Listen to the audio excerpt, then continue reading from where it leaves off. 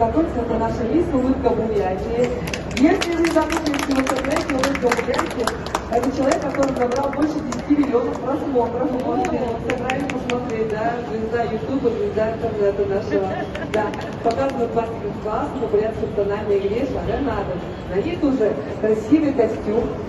Ходит все бурят разделяется на 20, на разные рода, у каждого рода, у каждого племени свой костюм.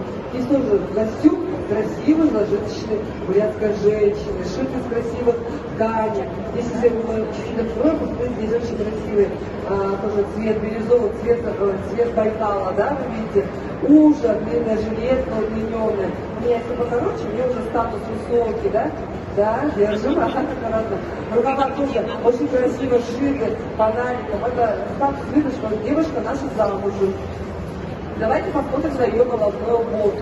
Шит с баргузинского соболя, очень богатый, красивые украшения, кораллы, бирюза, янтари у нее висят.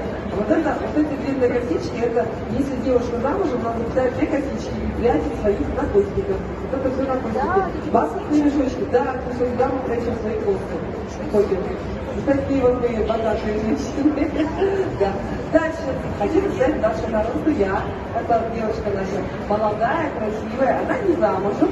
Она не замужем, да. Потому что у нее нет наличия жилетки. Это стилизованное платье, которое можно использовать в повседневной жизни. Каждая девушка может выбирать себе любой цвет, любой ткань.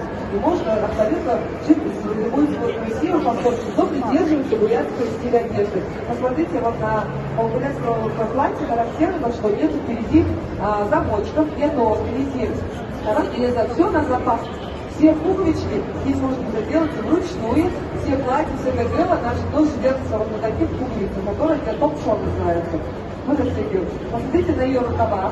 Она милая девушка, молодая, да, и украсила еще ее баланчиками.